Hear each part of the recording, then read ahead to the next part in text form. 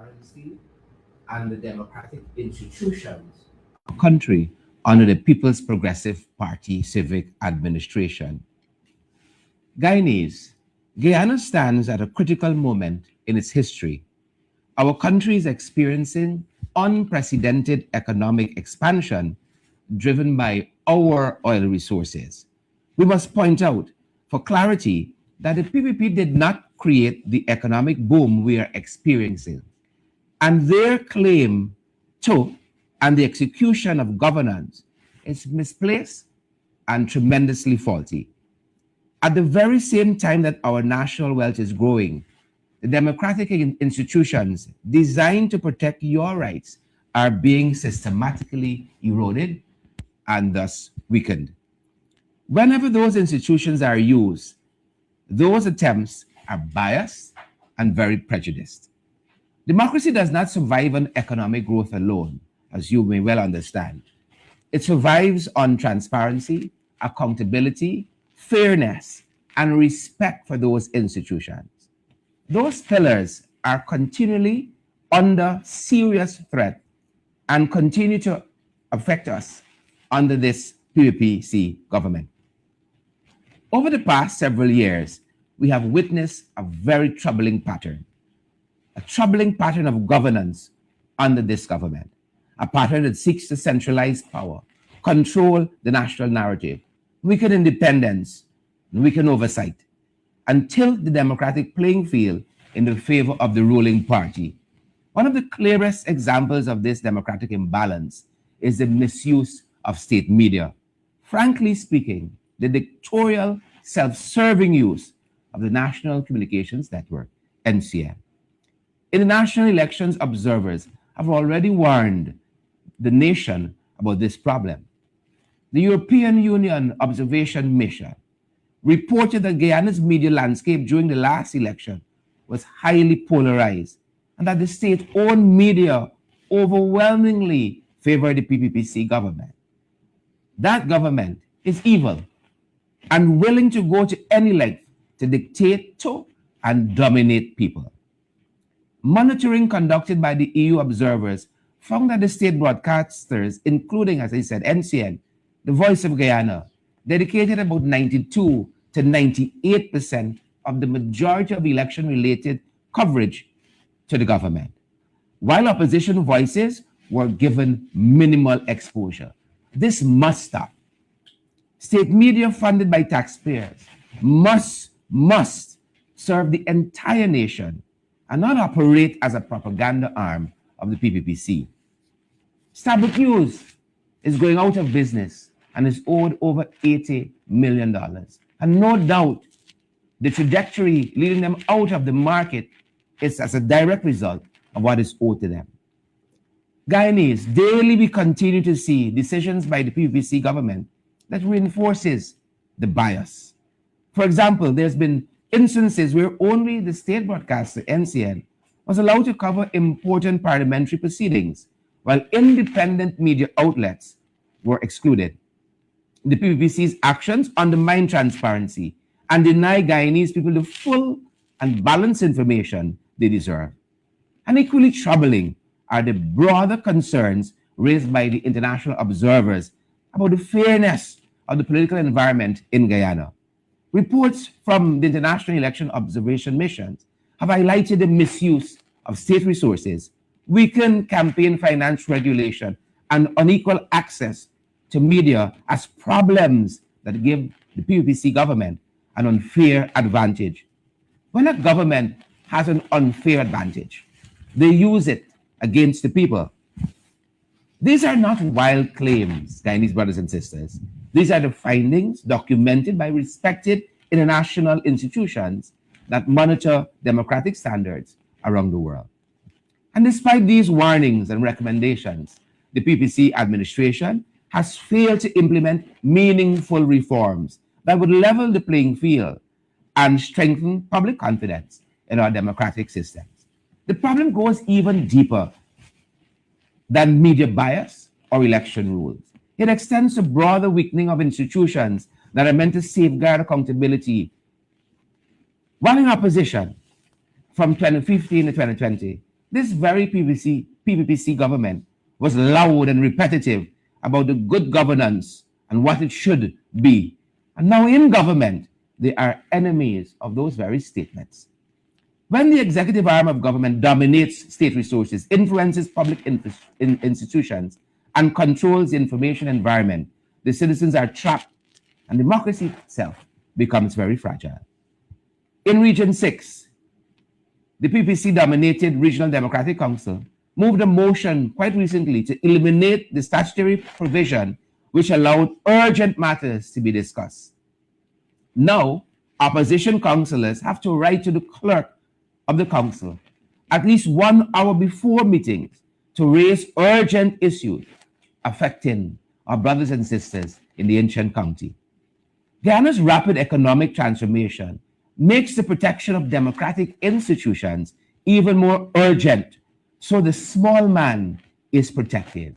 And as we all know too well, the small man is the real man.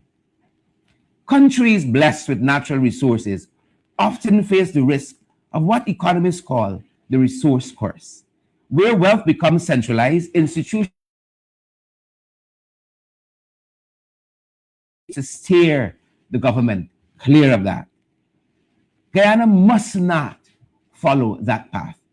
Instead, our oil wealth should strengthen democracy, strengthen institutions, and improve the lives of Guyanese, regardless of race, class, or political affiliation, and position government as a facilitator of quality life and freedoms. The APNU coalition, therefore, calls for urgent reforms to protect the democratic framework of our nation. And finally, we believe state media must be governed by clear legislation, guaranteeing equal access to fair coverage for all of our political parties. We believe also that Guyana must establish strong and enforceable campaign finance reform legislation and regulations to prevent the misuse of state resources. We believe electoral and constitutional institutions must operate with full independence and transparency. On Wednesday, we raised the alarm over the delays of the Constitution. We raised alarm over the delays in the Constitution of parliamentary committees. The Parliament is the highest and most effective body of government and for scrutiny and the representation of the people. Good governance is under repeated threat. Let us be clear, this is not simply a dispute between government and opposition. This is about freedoms you should be enjoying as Guyanese and the questionable future of our democracy here in Guyana. The institutions that protect freedoms and fairness and accountability were built for the benefit of you, the people. Those institutions must not be dismantled piece by piece in the pursuit of political dominance. The APNU coalition, we remain firmly committed to defending our democracy, strengthening our government and governance, and ensuring that the benefits of Guyana's development are shared by all of our people.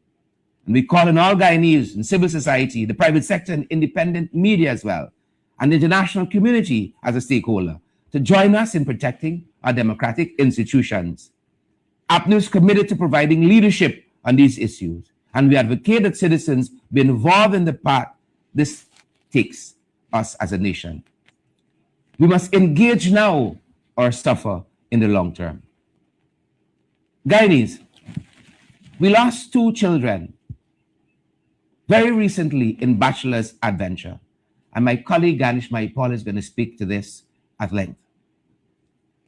And there are concerns about the lack of thoroughness as a result, before and even now in the aftermath of the PPPC as it relates to project execution. APNU has had to condemn the rushed and inferior approach of this government to one too many of these projects. Too many poor quality processes are in place. And after the fact, measures are being put in place to apply as precautions. The safety protocol must be a priority with the simplest of projects executed by the government. We are concerned for the future of our children, as you can imagine, because welfare officers were recently seen dragging a child on the road for several meters. And again, I know my colleague Ganesh Paul will deal with this extensively. And it is telling of the weakness of our systems. We need to strengthen institutions and our public servants. And so, rather, our public servants will continue to deliver skilled services to the people. Governance is best for the people when it cares. But this government is focused on pursuing dominance over the people. I thank you. Thank you. MP Ganesh Paul. Thank you very much, Shanika, and good morning to members of the press and the viewing public. Let me start by addressing a matter of grave concern at the Ministry of Human Services and Social Security, and that is the Public Assistance Program. This program is not serving its intended purpose, and what it should be doing. The system allows for the Board of Guardians in the respective areas to approve citizens who meet the criteria. But the board is stacked, the various boards across the country. It is stacked with PPPC members and people associated with the PPPC. And they are deliberately not approving applications of citizens they perceive to be non-supporters of the People's Progressive Party. And in most cases, Afro-Guyanese are complaining bitterly of not receiving approval for public assistance, especially in cases where they satisfy the criteria. We have several reports from various Guyanese across Guyana bringing to our attention that they are not being approved for public assistance. The public assistance program, as we all know, is not intended to be a lifelong support base for Guyanese. It is intended to assist Guyanese, especially where they find difficulty in meeting their expenses when they are deemed to be unable to work. We have several cases of people reporting that they have met with accidents and it caused them to not provide for their family. A recent case was brought to our attention just this morning pertaining to an individual who broke his leg and has to cater for 5 people, his wife and 4 children, and when he applied, he was turned down. It must also be mentioned that in 2020, Minister Vindhya Prasad said to this nation that of the 11,900 persons who are recipients of public assistance, that they will be catered for and transition into the various programs at the ministry so that they can become work-oriented and able to provide for their families, such as the Board of Industrial Training will train them to, various upskilling and so on. So we were expecting to see, based on her report, a reduction in the number of people for public assistance and the periodic approval for their for the provision of these public assistance. From 2020 to now, we have over 50,000 people who are recipients of public assistance. Some of these people are receiving public assistance for over 5 years straight, 5 years. Majority of the people who are on these respective boards of guardian are giving public assistance to their family, and they do not meet the criteria. They are causing several residents to come up in arm against the system because it is not functioning the way it ought to function. The requirement of a citizen who believes he or she meets the criteria and is turned down needs to appeal the decision to the Poor Law Commission. The Poor Law Commission has been in existence, the most recent one, since 2020. And we are told that the Poor Law Commission does not meet frequently. That's the first point. And secondly, when they do, they oftentimes uphold the decision of the boards of guardian, because that Poor Law Commission is also stacked with several PPP people. We are calling on Minister Vindhya Prasad to immediately look at the public assistance program and fix it. Let it serve its intended purpose, and let the people who are deserving of public assistance receive their public assistance.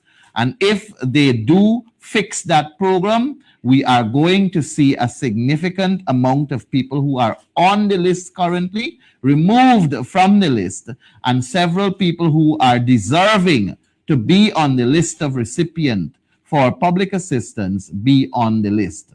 And when you do a careful analysis and audit of the situation, it can also lead to significant increases in the public assistance so that people can actually benefit meaningfully.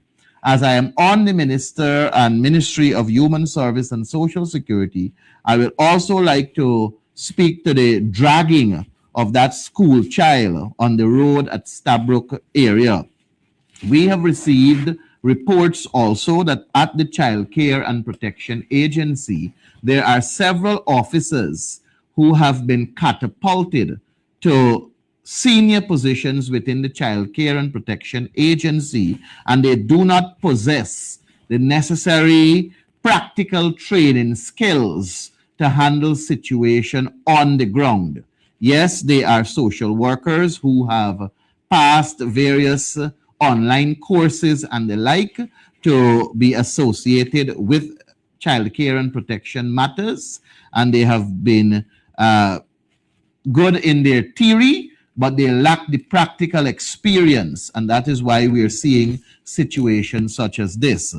It is out of order for Minister Vindhya Prasad to say that she has inherited a broken system. She has been sitting there for the past 6 years. And if it is indeed that she has inherited a broken system, it was she who broke it. And it is she who must now leave it and get somebody else to fix it. You cannot speak about inheriting a broken system when you were sitting there for 6 years. No other ministry has seen so many staff members leaving and complaining because of bitter treatment, because of politicking in the ministry, and because of favoring people who are associated to her above professional and technical people.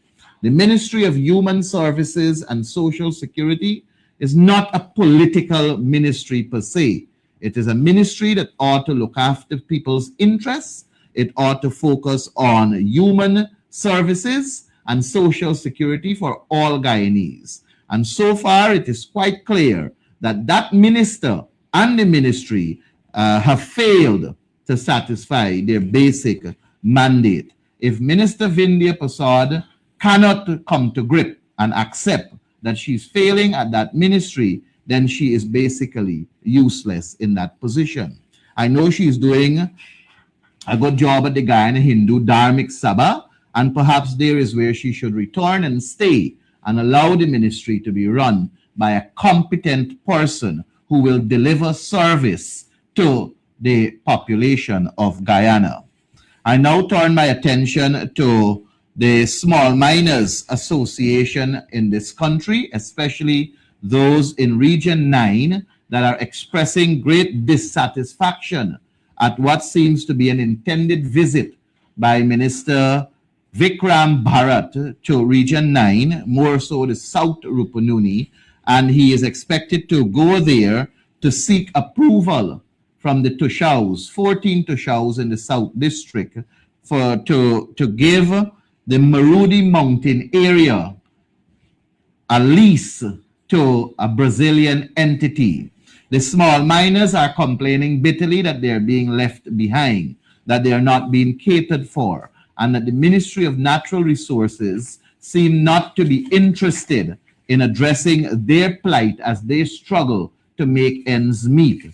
I remind Minister Vikram Bharat that the budget's theme is putting people first. The small miners are claiming that they are not being put first, they are not being considered, and that the government, the People's Progressive Party, is more focused on putting monies into the pockets of large companies and large businesses, large mining companies, because doing that guarantees them, the government that is, a drawback and filling their pockets. We are calling on Minister Vikram Bharat to be more lenient and cautious in his operation and consider the small miners of Guyana, for they too must live. They too have a right to build their businesses, to build their operations, and to build themselves in our Guyana. I turn my attention to the issue at with the Guyana Water Incorporated.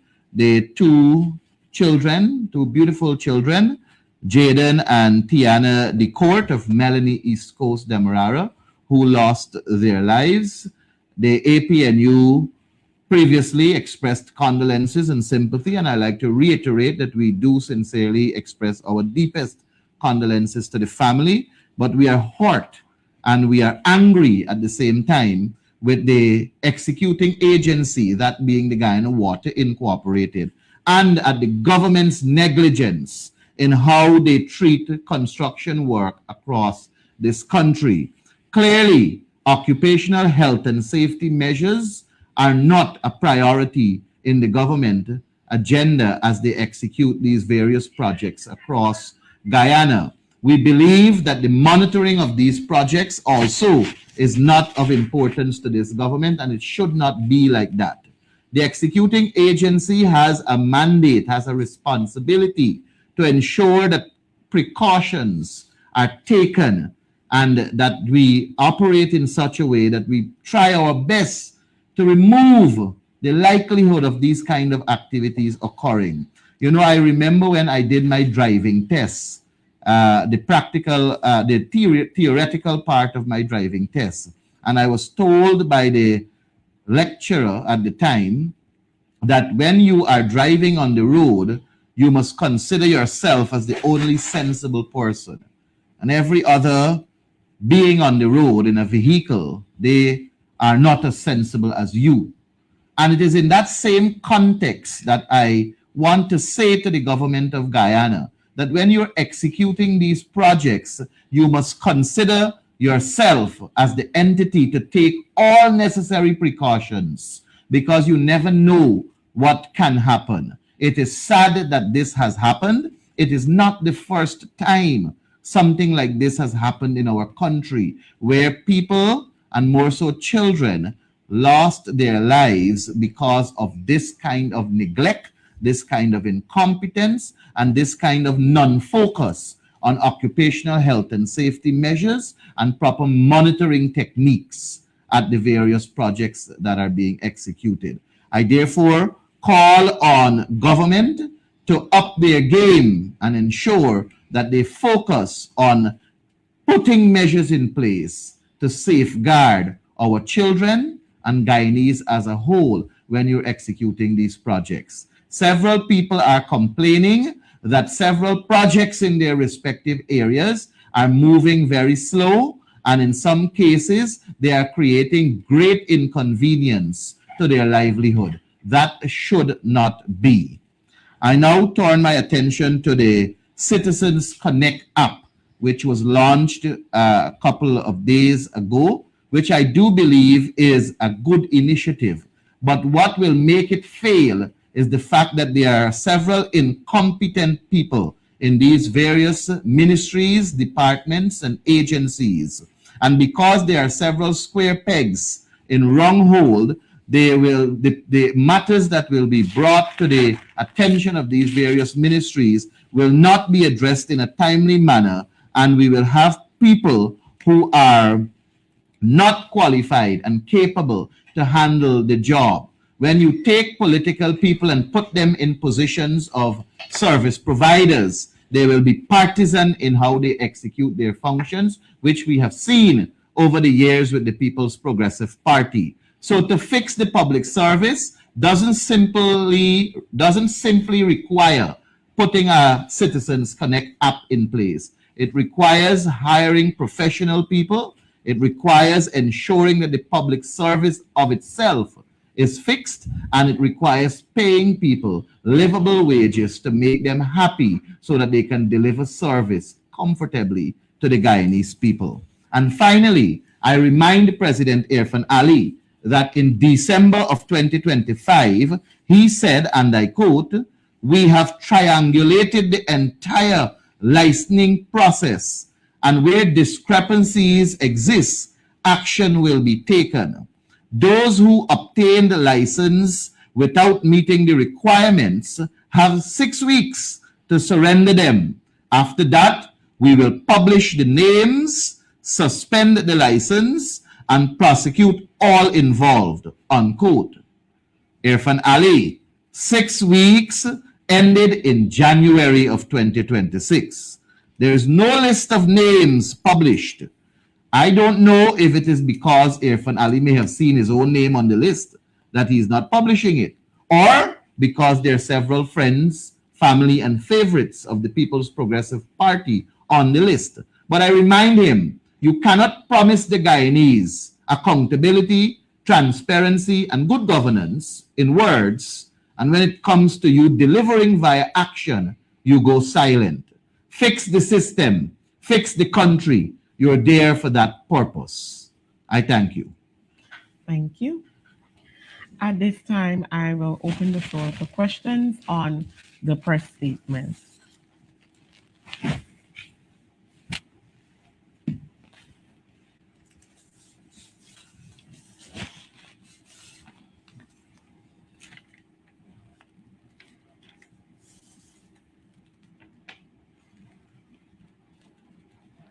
Mr. Adam Harris. Good morning, all. There are a couple of things that I'd like to note, but I'll start with the last point Mr. Mike Paul made about President Ali making a statement and not fulfilling it. Sir, this is not the first promise, as far as I can remember. There have been many, and we keep issuing calls for him to keep his promises. Is there nothing better we can do? Thank you, Adam. The people of Guyana, they can do several things. They have to decide whether they're going to allow Irfan Ali to continue to strive on optic politics, or they're going to hold him accountable for his words. He continued, indeed, as you rightly said, to promise and make promises to do things, and then in actuality, we don't see anything happening. I merely am reminding the population that it is he who, in his attempt to quell the situation at that time in December when road fatalities and several accidents were dominating, made this commitment, putting hope in the eyes of people. And here we are, more than 6 weeks after, we're in the month of March, and he cannot satisfy what he claimed was a triangulation. In fact, those were his exact words, a triangulation of the entire licensing system. And everybody, all Guyanese, I think they were optimistic and wanted to see what really is transpiring at the level of the Guyana Police Force and the Guyana Revenue Authority with the issuance of license, because several of the accidents were committed by young people, many of them ranging between the age of 20 to 25. And we wanted to know what really was indeed happening there. And here is it that the president had the audacity to speak to the matter, made a promise and a commitment, and to date has not delivered. It is not the first time, indeed, several other instances we can make reference to. But unless we remind him, Adam, unless we remind the nation, we as Guyanese tend to forget easily. So reminding is option one. But outside of that, to your question, Guyanese, they can do several things. Thank you. So Adam, that brings us to the point. Sorry. Adam, if I can add to that very question that you asked MP Ganesh Maipal, 2 Christmases ago, the president promised a national conversation on road safety, and that conversation is still pending. I mean, road fatalities go up every single day. Our thoughts and prayers are with the family that lost a young daughter, I think a 15-year-old, and a husband yesterday. A 12-year-old is battling for his life at hospital, but we don't see any movements in terms of a holistic plan of how do we improve road usage in this country. And Pagua Day of itself was a day replete with so many instances of poor usage of the road. And clearly, we need a plan on this. For instance, we know that there's a number of speed cameras that are on the road.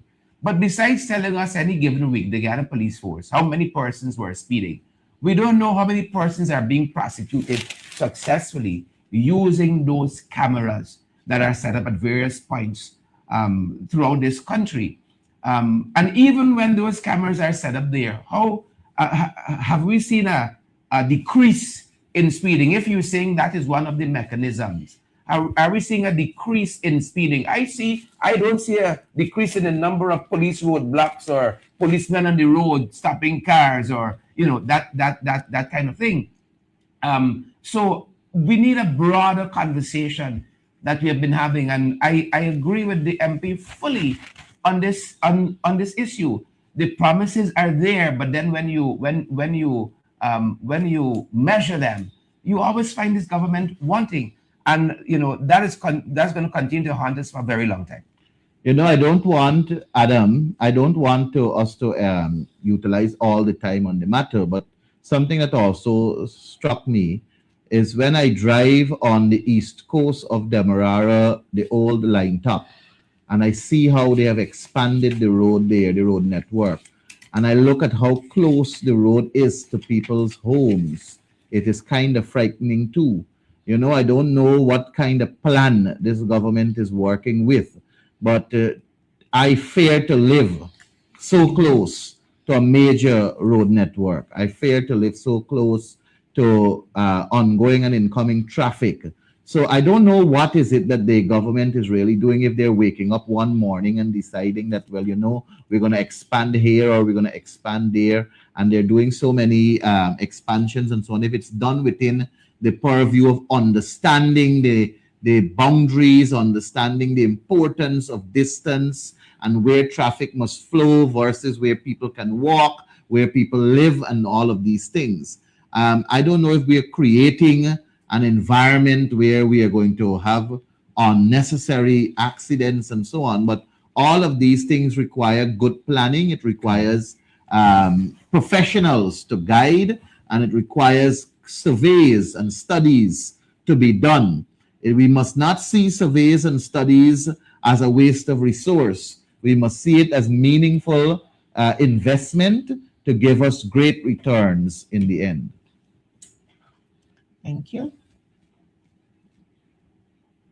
All right, nobody else ready. You We can go. talked about sorry. Go ahead. We talk about social services and what have you. There's an interesting development. We say we are building many more health facilities, hospitals and centers, what have you. At the same time, we have cut off the source of training and acquisition of health people when we seem to be dropping the Cubans. Is there a reaction to this? I've seen precious little in the public domain. Adam, we are indeed expanding our health services by the construction of several hospitals and health centers and the like. But I don't think we are in the same vein expanding the training to the extent of moving beyond the theory. I have no issues with these online training programs and these online classes and online way of how people are achieving their academic upliftment, certificates, diplomas, degrees, and the like.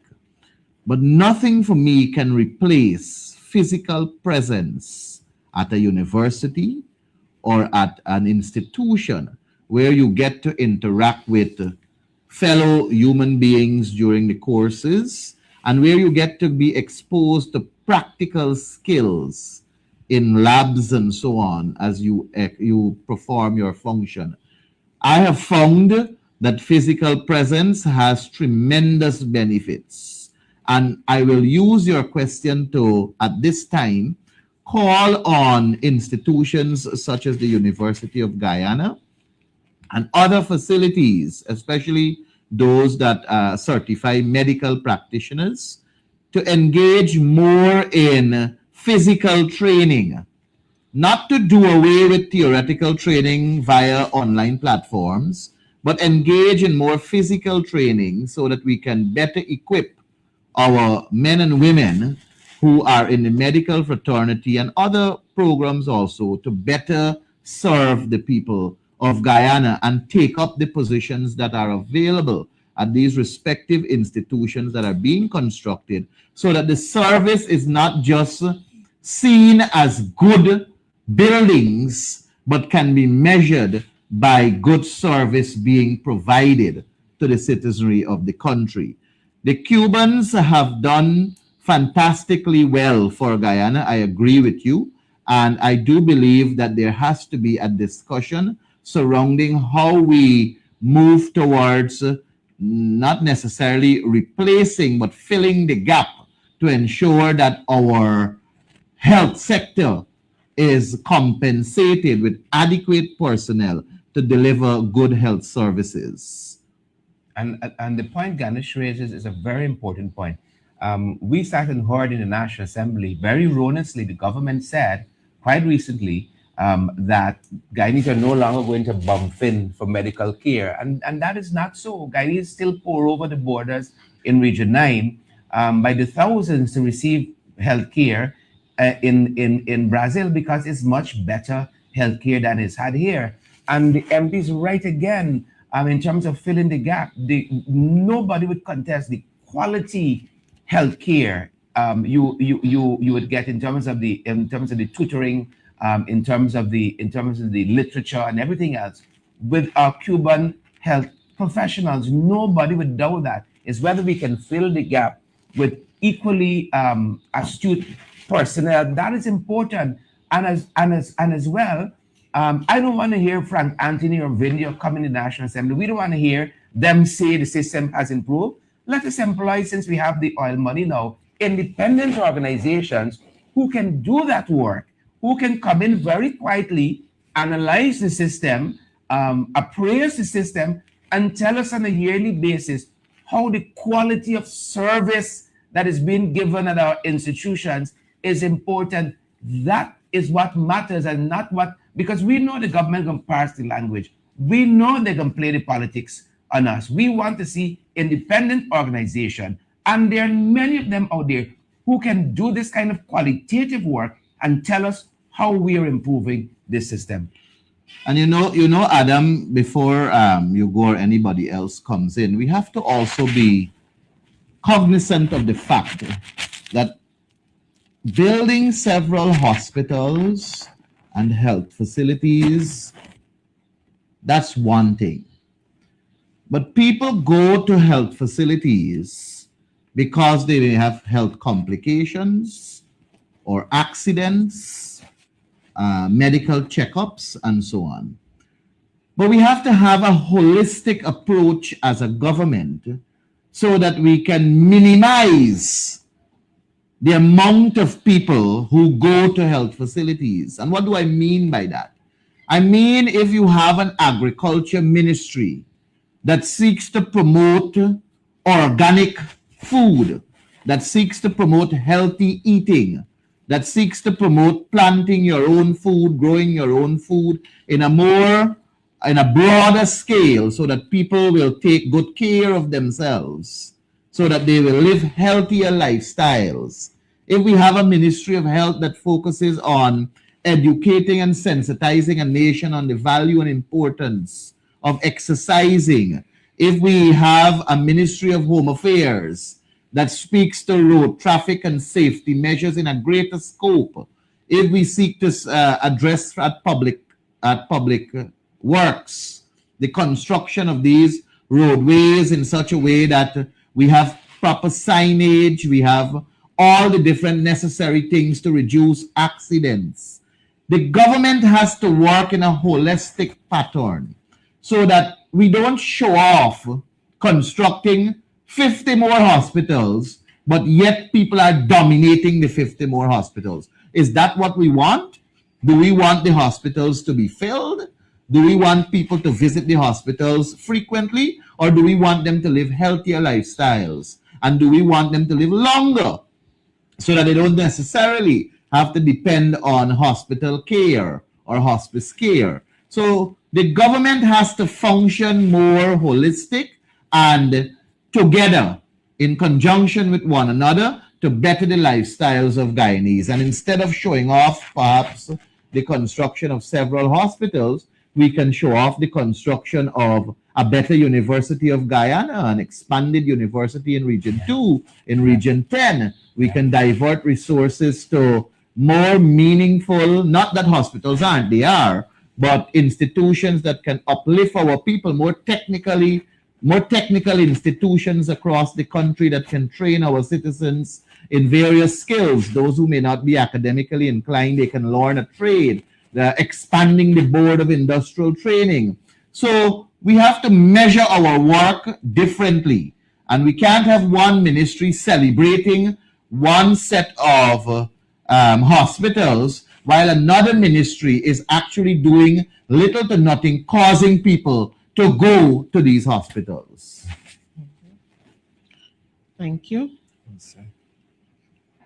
All right. Miss Divina Bagot, I'll take your question. Good morning, Divina Bagot with Kaiser News. Can you hear me? Yes. Loud and clear.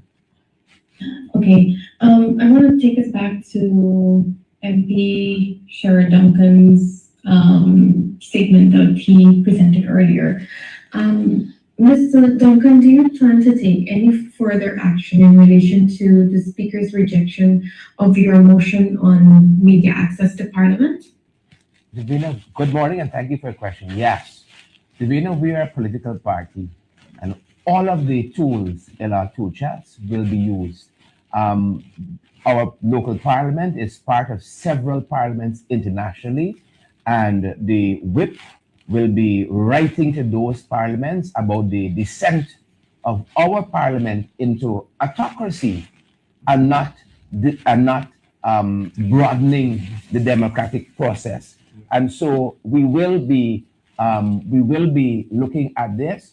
Another aspect of it is resubmitting this motion. This is a tremendously important issue to all Guyanese. This is unheard of. Media houses being locked out of the National Assembly. And while that is being done, MP Ganesh Maipal wrote extensively this very week about committees in the National Assembly not meeting. And this is why they don't want the media in the National Assembly. These are the issues they don't want reported on. And so much else is happening or not happening in the National Assembly. If the government claims they have this robust agenda, parliamentary agenda, why wouldn't they want the most extensive media coverage that there is for this agenda? If they have committees and the work we're doing in the committees is supposed to be doing, filtering into the work of the larger National Assembly that is going to be scrutinized in these sittings of the 13th Parliament, why wouldn't you want the media houses there? It makes no sense. And the point of the matter that we raised as well is just to say that this motion contains inaccuracies and biases.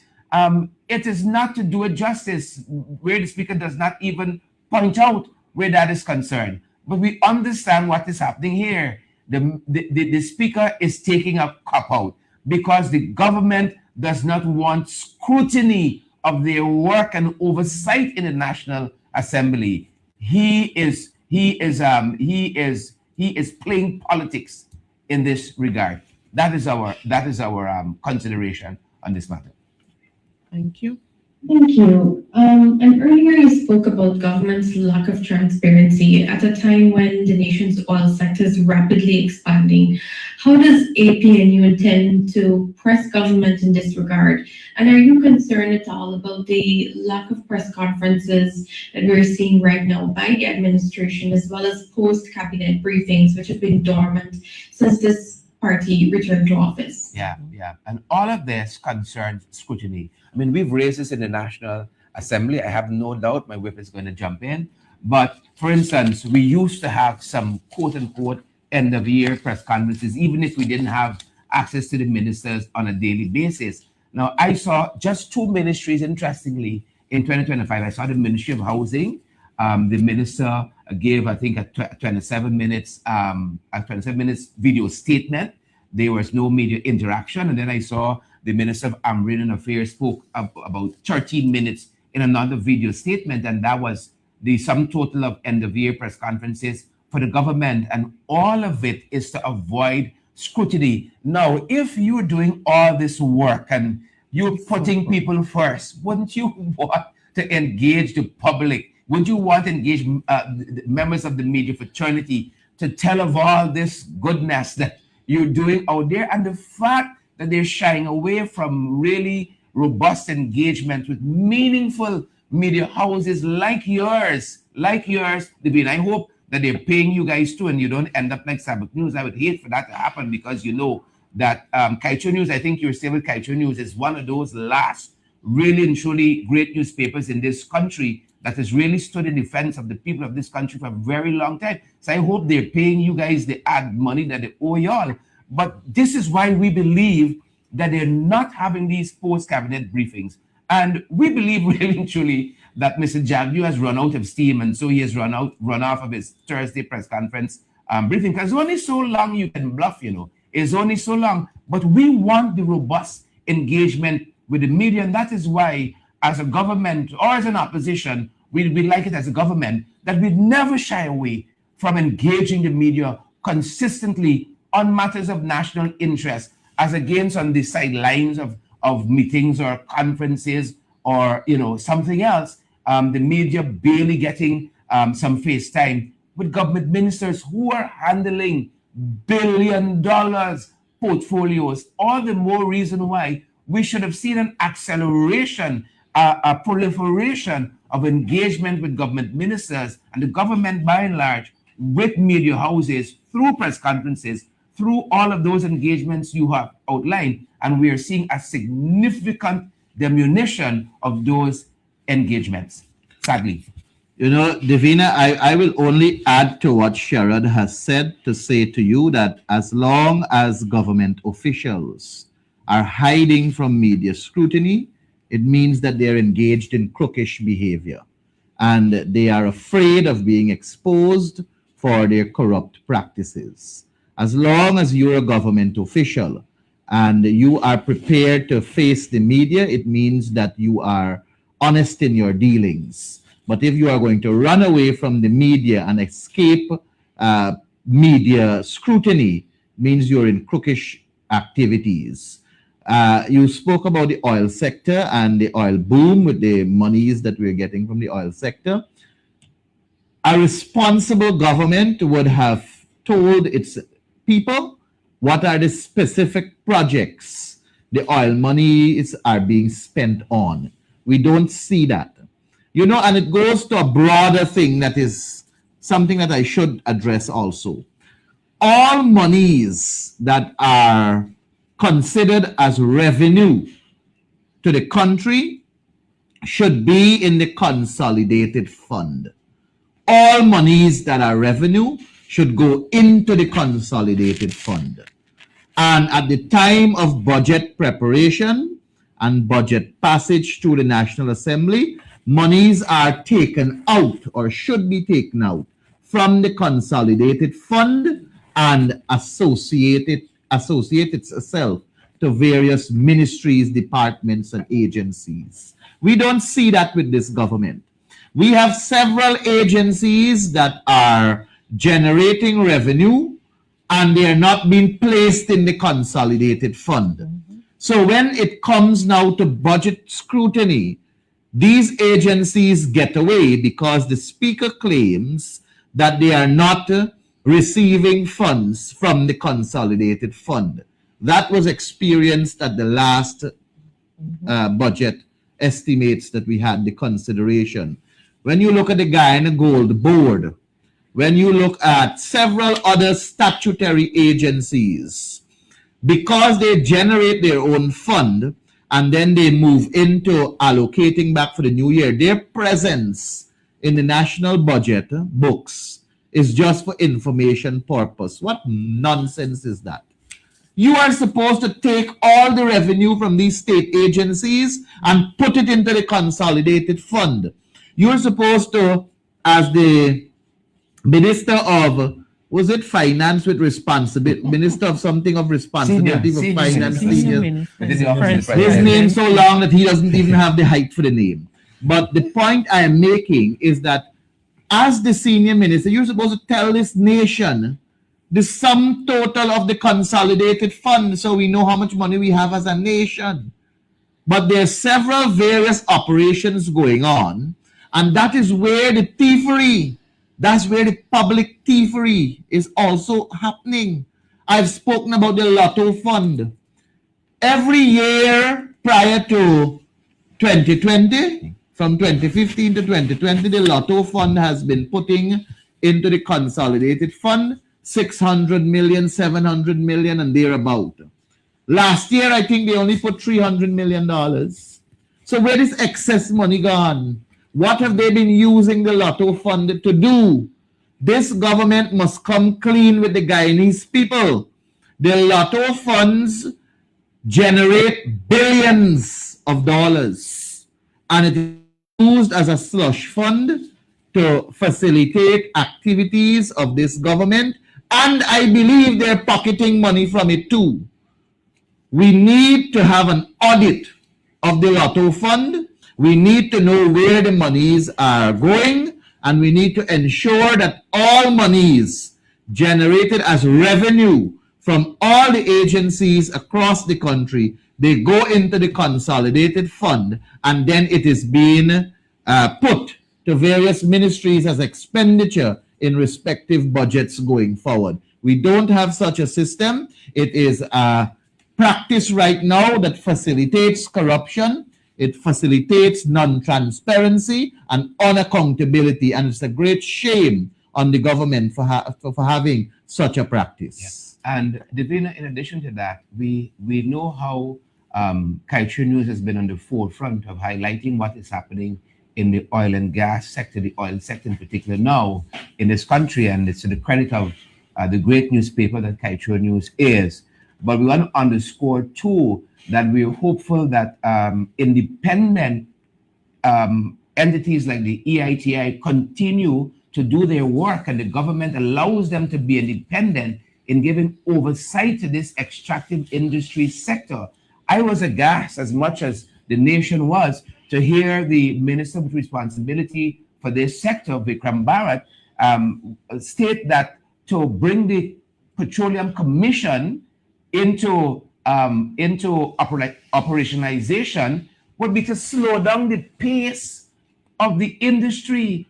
As my colleague Maipal said, MP Maipal, what utter nonsense is this? And the government should spare no effort. This is meant to be an oversight body for this sector, and to say it will slow down the pace of the work is to want to avoid scrutiny. And we know lots of what is happening. For instance, as our colleague outlined so eloquently, in Marudi Mountain is a lot of corruption where a lot of government officials have interests through their Brazilian counterpart in the mining operations there. And now they're even trying to squeeze out the small miners from earning and living in this country. And so if we really want oversight No government worth their salt would be saying that they are not going to operationalize the Petroleum Commission. And is this lack of oversight that the government seems to this area of darkness that they seem to shine most prevalently in, to use an oxymoron there. And as my learned colleague Ganesh Maipal said, in speaking to this whole issue of the Citizens Connect app, is the very same thing we're seeing with a lack of oversight and running from oversight. Why this government that passed legislation along with the competent opposition we have, the Data Protection Act in 2023 and the Digital ID Act in 2023 as well, have failed to date to issue the commencement orders for these two pieces of legislation. Why? Because they don't want oversight, they don't want scrutiny, they don't want people to have any recourse for how the government is dealing with data collection. And I stand with my colleague when he says he welcomes such initiative as this Citizens App. But the use of the data, and we saw it in the last elections, as we said, the EU and the Commonwealth observer missions, they pronounced on this matter, how citizens' data was used and misused in the last election. As the shame of any government to have passed legislation that are still languishing, inactivated on the books, and our citizens' data is being misused. But it's this larger notion of trying to avoid scrutiny and accountability and good governance that we see across every single sector in this country. And just to add to what to add to Ravina's question as well, the Partnership for National Unity, we are going to continue to hold the government of Guyana accountability. It is very imperative for us to do, mainly because we've seen that it is the livelihood of the people of Guyana that are not benefited from the oil boom or from the oil resources of Guyana.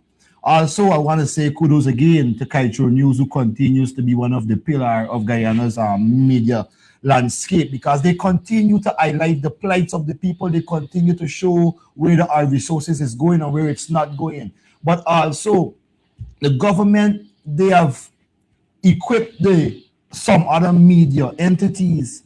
This is not just about politics, MP Sherrod and MP Maipa, but also they have equipped these media entities against the people of Guyana, not to show the actual reality that the people are facing in Guyana. Like, for example, we are not going to see every single day media entities show that Minister Zulfikar Mustafa's son has 2,359 prime acres in Mazaruni mining. They are not going to show these things, understand? They are going to just come out there and show the people of Guyana what they want us to, what they want them to see. It is very axiomatic of what the government of Guyana is doing, especially when it comes to the media. So we must say that we are going to continue to hold the government of Guyana accountable.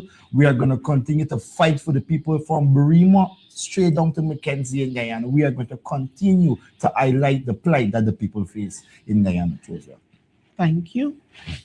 At this time, I have two questions that I will read from Mr. Antonio Day of Nightly News. One moment. He has asked, there is a health and sanitation crisis at the Stabroek market, and monies were allocated towards the rehabilitation of the municipality markets. What is the situation in this regard? That's the first question. And second question being, how is the preparation going thus far for the local government elections?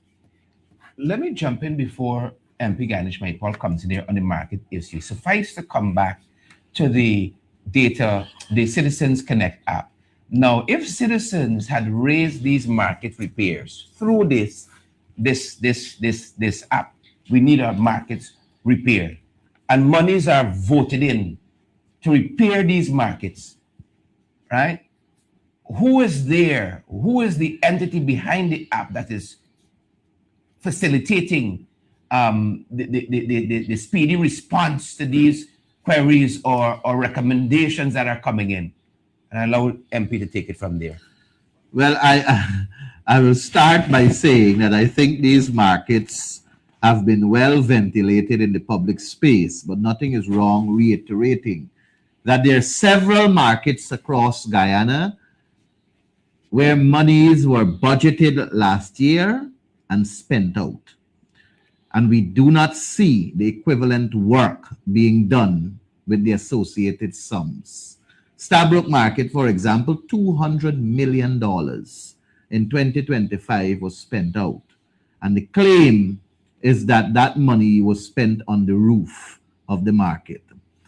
Priya Manik-Chan in Budget 2026 said that after they're finished with the roof, then they're going to look at the rafters. I don't know where she got that from, because isn't the rafters a part of the roof?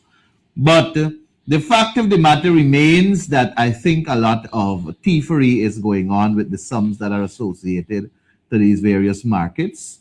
I think that monies were hidden from the people of Guyana in 2025 under this line of fixing markets, and it may have been used to facilitate their elections. It requires an audit. I have no faith in the Audit Office of Guyana currently. I know that the Auditor General is seeking a 2 years extension to his tenure, and he may be singing to the tune of the People's Progressive Party because he's hoping for that extension. It is the sad reality that $74 million more in 2026 have been added to this $200 million. So now we have $274 million for Stabroek Market, and we are not seeing the equivalent work going on. The health and sanitation crisis there is a sad one. I trust that nothing of great health impact will occur, because it will only suffer the ordinary hardworking Guyanese who ply their trade in that area. I hope that it is being looked at from the health perspective, and the Ministry of Local Government and Regional Development, more so Priya Manik-Chan, would come off of optic politics and actually start working for the people of Stabroek Market. But it's not just the Stabroek Market. Border Market, Anna Regina Market, Lenora Market, number 79 Market at Corriverton. I think it's Skeldon area, 79 Market. There is one in, is it Blairmont Market or Rosignol Market in Region 5. Several markets across the country have been allocated several hundreds of millions of dollars, and we're not seeing the equivalent work. Ordinary people ply their trade there. Ordinary citizens go there and shop. Not everybody can go to Massey or these high-end supermarkets where the ministers go with their luxury vehicles, jump out, jump into the air-conditioned unit and purchase. Several people depend on these markets, and it is moving at a very slow pace in terms of the work, and I don't believe we're getting value for the work. We will go down to these markets, every one of these markets. MP Duncan, as you know, and myself and all our members of parliament and our national candidates, we have young Michael Richmond there and several others, and we have been moving from community to community. We're not a one-man show. We're not a one-band army. We are a team working together to ensure that we put all our strengths together and expose the corruption, the nepotism, the cronyism, and all the other isms you can put to the People's Progressive Party. And we will continue to expose and highlight for the Guyanese people to see that in the fastest growing economy, life has not gotten better. As it relates to local government elections. Danish, just before you go on the same market issue and with a connection to local government elections as well. Now, the very same people are going to come to our Guyanese brothers and sisters and say what City Hall, for instance, is not doing and has not done. I want to underscore for Guyanese people, when the PPP had an opportunity to put you first, to put people first by fixing the markets that you buy from, that you inhabit, they diverted the money someplace else, and they will come and they will castigate City Hall for not fixing the very markets. And when it was in their power to fix those markets, they did something totally different. They diverted those monies to their own uses. I don't believe a word coming out of Prem Manachan's mouth that they warrant the money elsewhere. They put the money to their own use, and today those markets are still languishing in the same state the PPP found it in. As it relates to local government elections, the People's National Congress reform is an elections machinery, and we are always prepared for elections. And we will be prepared for local government elections, as we will be for all of the elections coming up. Thank you. At this time, I'd like to. go ahead. Oh, sorry. Go ahead. I know you want to come. I'll take your question. Thank you. As far back as 1988, there was a report, and this is all over the place in the United States, all over, that newspapers were dying. One was that they were being overtaken by television. More recently, newspapers and television were being overtaken by social media. Now, Sherrod, you have an excellent social media platform, and there are some others. Has anyone given consideration for the accelerated use of such media platforms in the absence of favorable state media? Because favorable state media don't have the impact that the social media platforms. That's just one. I got one other question I wanted to ask. Go ahead. Well, or you want to answer the one first before I confuse anybody? All right, let me start off first, because Sherrod is the social media expert on this panel. So I don't want to not give him the opportunity to speak directly to your question, but I just want to put in a factor that one must also consider in this growing network of social media. We have to also consider the generations in terms of our age. You speak about 1988, the report coming out. That's 1 year after, that's 1 year before I was born.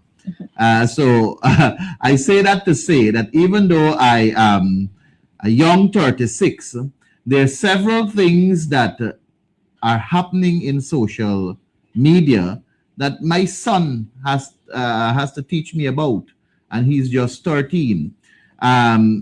So there are certain people who still rely on hard newspaper stories. I, for one, when I get up in the morning around 4, the first thing I do is go on the internet and read Kaichor News and Stabrook News. I will pass sometimes the Guyana Chronicle, but just to ensure that my morning goes smoothly, I will read them later on in the day. But I say that to say that you also have people who are in their 40s, 50s, 60s, 70s, and they rely on newspapers for their story. We are indeed moving to more social media presence. We are indeed moving along the line of supporting the niche that exists there, but we also have to consider in all that we do that there are people who still rely on credible newspapers such as News and Stabrook News for their daily information. Cheryl. Thank you, Ganesh. You know, it's not only restricted to newspapers going out of business, even online media. If you can stay ahead of the times, if you can have a mixture of mediums to engage members of the public, even online media houses can go out of business. And what this government has been doing is propping up even some of the online media houses that you might see or you might think that are doing well. And that is why government media, online, some media houses online, over even government media houses like NCN, like government radio stations, are given preferential treatment, as Ganesh pointed out earlier, to cover national events over government media, because this is what they're doing. They are propping them up. But if we are to leave media houses broadly, newspaper and online media, to market forces, lots of them might be out of business. Throwing text on Facebook is not online journalism. There is no more than throwing a Zoom up and having people join is online education. There's a way in which it has to be done. But I'll tell you this. Long now we see where this thing was going. More recent than 1986, we saw where this was going, and that is why we've been very strong. That news entities like APNU, once we engage them as a government, we should honor those obligations that we have, and we the rising tide, to put it simply, must float all boats. I have heard it was said, Mr. Vice President said, that what the government is interested in pushing its ads, its reach, and so it was opening the barn doors to online media houses to take a bite out of that pie. And I dare say, wearing another cap, we as well, we would like our piece of that pie as media entities, and we want to see that for everybody.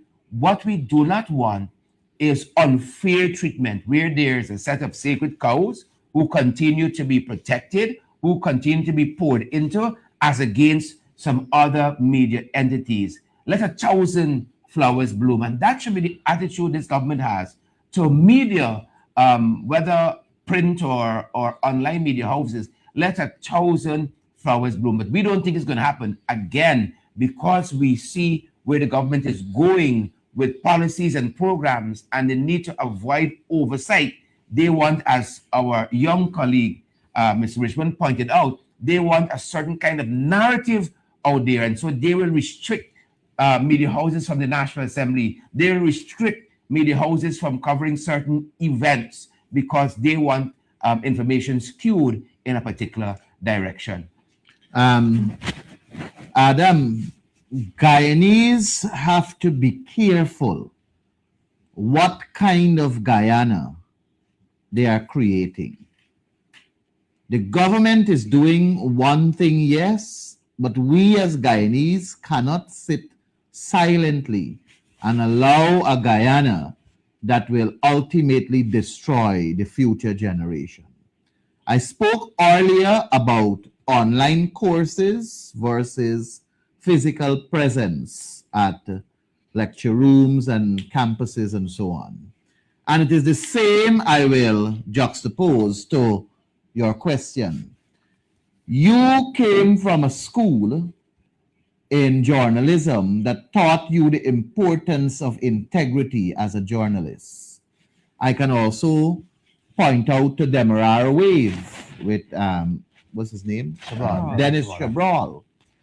And there's several other noticeable journalists that have demonstrated credibility and integrity in the media fraternity, especially when it comes to covering current affairs from all ends, whether you're from the PPP, the PNC, the AFC, the WPA, name it, or even non-political organizations.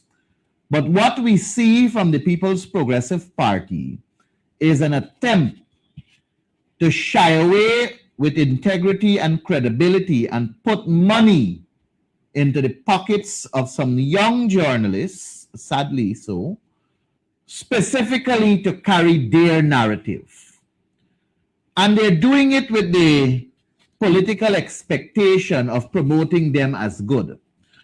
But we're in a media fraternity and a landscape that is so broad that as much as they try to cover their bad, it is being exposed. Every ministry that I know of, every ministry has a media unit. And that media unit is supposed to be responsible for promoting the ministry's agenda. When you have outside people who are supposed to be associated with independent media houses, carrying a particular narrative and being paid by the state by taking monies from 6294 and 6284, which are line items in the budget book. On the other, it's dubbed other. So you cannot necessarily know what other is unless they deal with it as other. And they're paying these media houses to carry those narratives. It is a dangerous Guyana we're moving into. We have information where this government is literally paying the plane ticket of certain social media commentators to be present in Guyana on a regular basis to advance their position so that the diaspora can be kept informed. But the diaspora is not only going to be kept informed via that medium, there's several other avenues that are available for the same purpose. The point I am making is that we have to be careful what kind of Guyana we are allowing the People's Progressive Party to create. And the media fraternity should not shy away from integrity and being held to a standard that one can hold them in terms of respect. So my appeal is to the Guyanese people to be careful what you're creating. You may enjoy it today, but think about the future generation and if they will enjoy it too. I love the fact that MP Maipa spoke about the standard. And I want to say that I can point to a lot of instances whereby we have some very good young journalists questioning something the government would do, some of their initiatives or some of their so-called plans on social media. And what I realize a lot of times is that we have a government that are not shy away from attacking online media houses. We have ministers who go out there on their social media platforms and literally go off on these entities. And I love the fact that MP Maipa spoke about it. We need to be very careful with what kind of Guyana we are trying to create, because we need to create a space, especially for our young and up-and-coming journalists, to not just be critical thinkers, but they must be able to put the right and credible, I'm not just talking about credible source, but also credible information out there on the internet. So again, I think adding to what Adam asked, it is imperative of us also to strike that balance between having our local newspapers and also keeping up with the pace of social media. It is very, very, very important because we need to have credible information out there. We need to ensure that our young journalists are not just ostracized or being paid to spread propaganda, in which the PPPC, are pushing for a lot of young journalists to do. We don't want that. We want credible information. We want to know what is occurring in Guyana, in every single region, in every municipality, and every single thing in Guyana. That is what we want. And this government they are paying young journalists to spread propaganda, to hide the facts, and to create this one Guyana that in all reality doesn't exist. Thank you. Adam, do you still want to ask that final question? Because that will be the last question I'll take today. All right. Nori. I think I had it going too long. I'll back off. Let us go. All right. Thank you so much. I want to thank our media personnel, of course, for joining today's presser and all our viewing audience. This weekend, we will be celebrating International Women's Day. And, we just want to, ask the government, and we hope that women do enjoy this weekend. And it is a safe weekend for them, because we know the things that we usually see in this country, but we also call on the government to work with their institutions to ensure that International Women's Day is not just treated as a day. We know they'll have many activities happening all across the country for the day, but that we put into our policies and we see through those policies to ensure that women's rights and the situations that they're placed in are looked after by the institutions that should engage them in a proper manner to see their safety and their well-being, specifically during this time. So I want to thank you once again for joining today's press conference, and we hope you have a wonderful weekend.